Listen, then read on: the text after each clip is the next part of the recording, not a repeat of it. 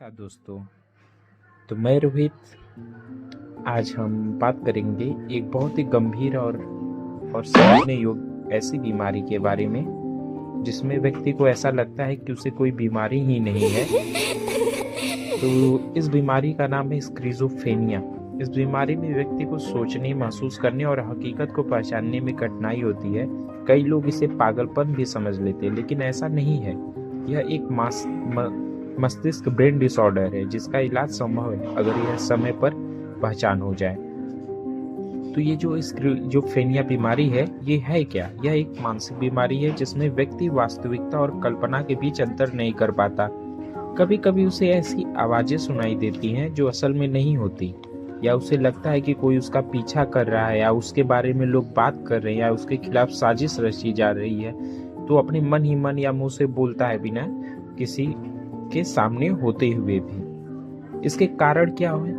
इसके कई कारण हो सकते हैं। इसमें पहला कारण है अनुवांशिक कारण, जेनेटिक फैक्टर। अगर परिवार में किसी को यह बीमारी हुई है तो इसमें दूसरों में भी इसका खतरा बढ़ सकता है। दूसरा कारण है केमिकल इम्बैलेंस इन ब्रेन, मतलब दिमाग में डोपामीन और सेरोटोनिन जैसे जो हार्मोन होते हैं, उनके असंतुलन से भी यह बीमारी विकसित हो सकती है। और तीसरा कारण है स्ट्रेस या ट्रॉमा, मानसिक तनाव या आघात। किसी बड़े दुख, डर या सदमे में से भी यह बीमारी ट्रिगर हो सकती है।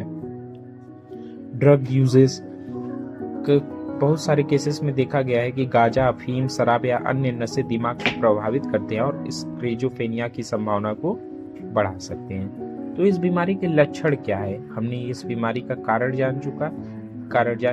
लक्षण क्या है? पॉजिटिव सिम्टम जो ज्यादा होते हैं ज्यादातर केस में, भ्रम, डिल्यूजन जिसे कहते हैं, जैसे कि गलत विश्वास, जैसे कोई मुझे नुकसान पहुंचा रहा है, कोई मुझे मारने की कोशिश करने वाला है। मति भ्रम जिसे हेलुसिनेशन कहते हैं, ऐसी आवाजें या चीजें सुनना, देखना जो असल में नहीं होती हैं। जैसे लोग कहते हैं मुझे उनकी आवाजें सुनाई दे रही, कोई मेरे कानों में बोल रहा है। और कुछ इसके नेगेटिव सिम्टम होते हैं जो कम होते हैं, जैसे कि बात करने या भावना व्यक्त करने में कभी, सामाजिक दूरी, अकेलापन रहना पसंद करना, किसी से बात न करना, चेहरे पे कोई भाव न दिखना, हमेशा कुछ गुमसुम सा खोए हुए रहना। और तीसरा सिम्टम है कोग्निटिव सिम्टम, जिसे सोचने की क्षमताओं से जुड़े, जैसे ध्यान केंद्रित करने में दिक्कत, किसी एक विषय पर ध्यान केंद्रित करने में दिक्कत, डिसीजन लेने में कठिनाई या याददाश्त में कमजोर होना। तो ये सब इसके कुछ लक्षण हैं। अब हम जानते हैं कि समाज में इसका महत्व क्या है। हमारे समाज में मानसिक बीमारी को लेकर अभी भी शर्म और डर है। लोग इलाज कराने की बजाय छिपाते हैं, ओझा, वैद्य के पास जाते हैं, भूत, प्रेत, देवी माँ का साया, ये सब समझते हैं, जिससे बीमारी बढ़ जाती है।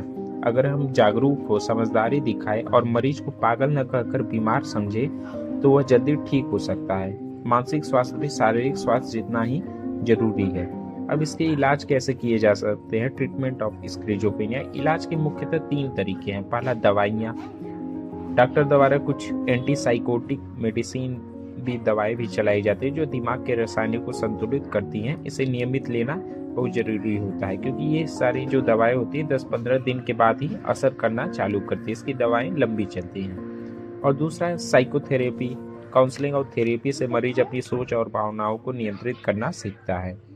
और तीसरा है मुख्य इसमें परिवार और समाज का सहयोग। प्यार, समझ और धैर्य से व्यक्ति का आत्म